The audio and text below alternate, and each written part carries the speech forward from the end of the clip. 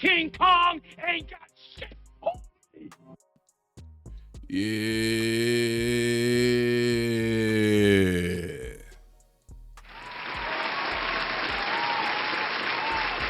Indeed. Indeed. Appreciate it. Appreciate it. What's good with everybody? How you doing? How y'all feeling? Hope y'all afternoon, evening, depending on where you at, is going the way you expected.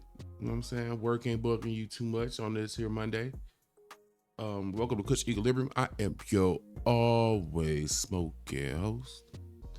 Oops, great. Got a quick one for y'all because I got some stuff I gotta get done. But I wasn't gonna start the day off without getting y'all some content, getting y'all a reaction video, talking our ish. We always gotta get a good smoke break in. I feel like everybody do for a good smoke break. So we're gonna talk our ish for a couple of minutes, 5-10 minutes, whatever. Smoke on some good and get back to the grind. Today's topic, well, I guess you already know today's topic because you looked at the thumbnail. But it's a different perspective. You'll never get. It's rare. I'll say it's rare. I don't want to say never. It's rare you're gonna get the same constant viewpoint from this show. While my opinions might be what they are, I'll try to find different viewpoints. Whether it means I got to go to different coasts, different region, be more selective about the people I react to. Today is Rap Latte about Lil Wayne, the Carter 6. They came across. They mentioned something really interesting, and that's the little segment I'm going to bring to you now. It comes off a live. I'm not even sure how long the live is.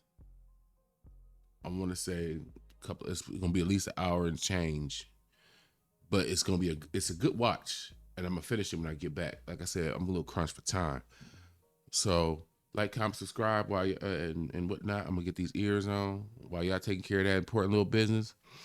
I appreciate you. It helps keep the YouTube police outside while we smoking, drinking, talking our ish about this hip hop thing. Keeps them out of our business because they don't need to smell the air. What's in the air? It's good kush. What do you think? No, I don't want them checking your cup or my cup. They don't need to know what's in there. Okay, let's get these ears on. Let's get this screen set, shared. All right. I know I gotta fix the audio. Here we go. I know me, man. I be forgetting to change the audio over. Here we go. Bam.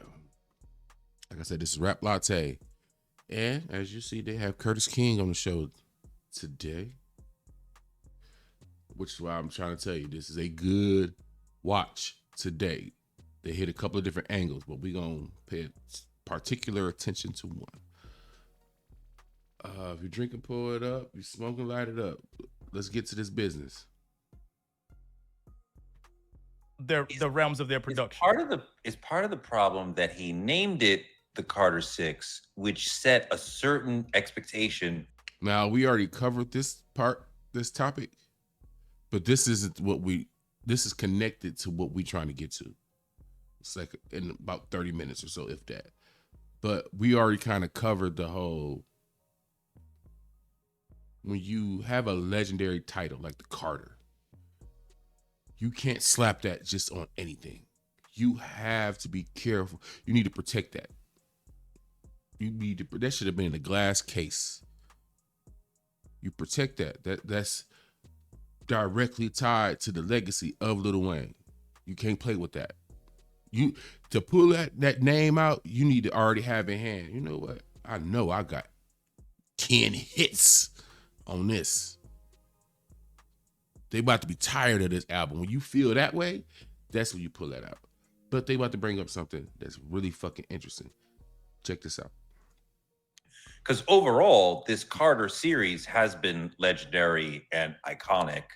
throughout hip hop. So would it have been a different conversation with the audience if it had a different name? There's a reputation that comes with it. That's a brand. Yeah, Carter is it's a brand. Mm-hmm. Yeah. Yeah. And He number doesn't 5, match the brand at all. it doesn't. And number 5 was the first time it kind of felt like it's not bad, but it's falling off maybe. So Yeah. this is his opportunity. And I debate his that point he got. I don't want to say debate, but I push back a little bit on that because I feel like the Carter 4 was the first one that was like, the warning signs should have went off at 4, not 5. But go ahead, let's go. After doing all of the press about how he was so hurt about not being at the Super Bowl, how he feels like he's earned that. This is the opportunity to be like, well, remind 2025 who Lil Wayne is, that we know him to be, that we've already heard. We weren't. That's why, like, I'm torn between: is this a reaction to not getting the ball, or was this his album that he planned the whole time? If he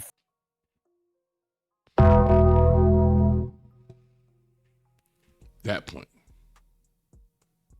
I never put thought into that point.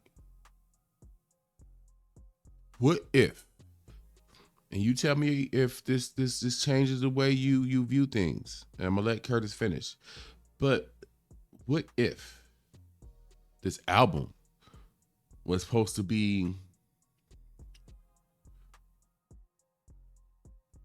kind of like his GNX? Like, you know how we've been saying GNX is like Kendrick's victory tour. That's his victory album. And then he put the tour out and then he's going around. Yeah, he's still doing other songs. And I'm sure Lil Wayne's doing other songs for other albums.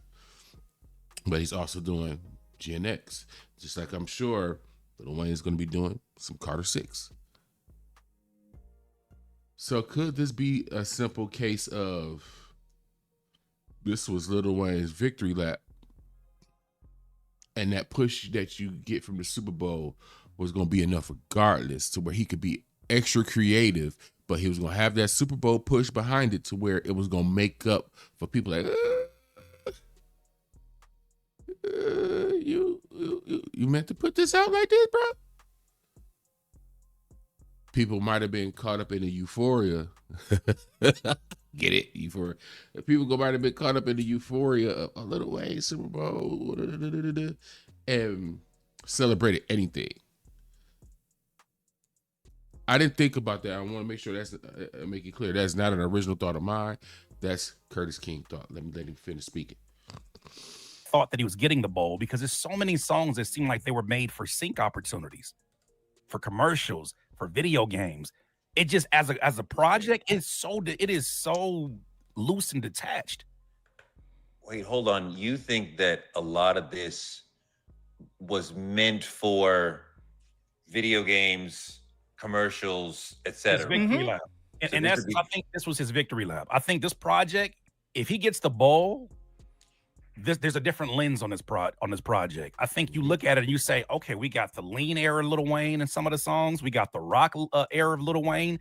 We got some mixtape Wayne. Mm-hmm. We even got some Carter. Some Carter is splattered throughout there. But I feel like this feels more of a, I can do anything. I can work with Bono. I can work with, 2 Chainz. I can do all. This is what Wayne's brand's always been. I feel like this feels like the celebratory album that he was expecting to release after, which makes the numbers, the dates line up so much about the what is it, the lotion commercial and all of this stuff that seemed like he was trying to upstage Kendrick at the bowl. It makes sense. I wonder if that's what he was more disappointed in.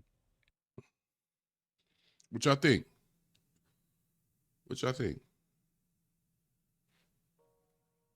At the very minimum, it kind of makes sense. When we come away with a couple of different reactions of a lot of the songs sound dated, that would make sense. He made these songs back when he thought he was about to have a Super Bowl and then roll it into an album being released, roll that into a tour. It would make the thought of some of these songs being older make sense. It would make the breakdown of the album make a little more sense too. Like he said, because when we did the reaction to the song, to the album, it was like, yo, why is it like this rock pocket? Which I always expect at least one song out of anything Lil Wayne put out to have one rock heavy influenced track in there, because that's just him. That's just, in another life, I think Lil Wayne would have rather have been a rock star than a rap star, than a hip hop star. I believe that.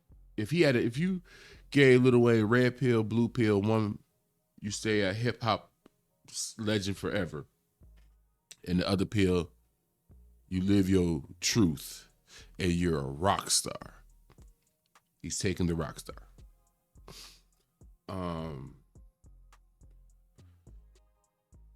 I think off of the strength of Super Bowl momentum, you would try to get a track or two out there with your kids, with your boys, because that it would have been enough push that people wouldn't care. Oh, he just came off the Super Bowl. How could we question that? You see what I'm saying?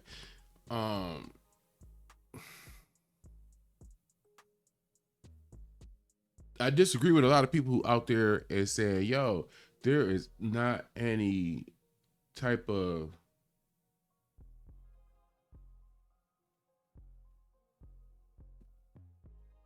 Carter feel to it. No, there is. There is. It's not a lot. Like I said, it was a sprinkling. It was a sprinkling. You got like three good tracks. Well, I'll say 4 tracks on that whole album. They feel like Carter albums. They need to be tightened up or cleaned up a little bit because they feel messy. It's the best way I could describe it.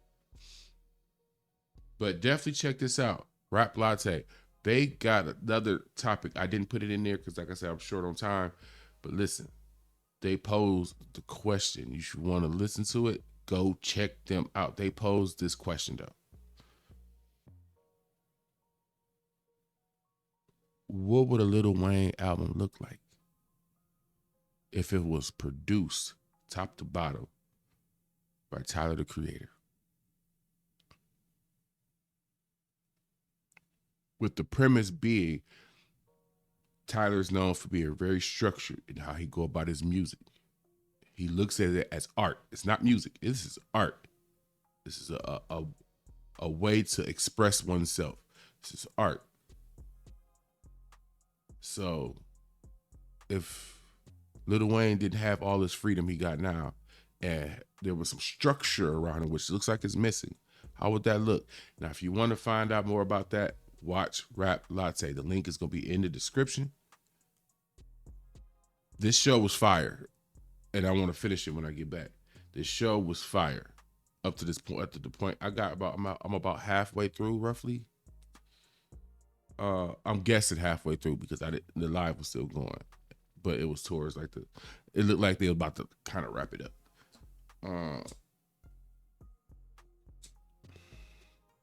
What else I got? I think that's it, because I want to get this to y'all so I can get out here and do what I got to do. But I'm Oops Great. This was Kush Equilibrium. I appreciate y'all. I appreciate y'all taking the time to come have a smoke break with your boy while we talk about this hip hop thing. And I get at y'all, man.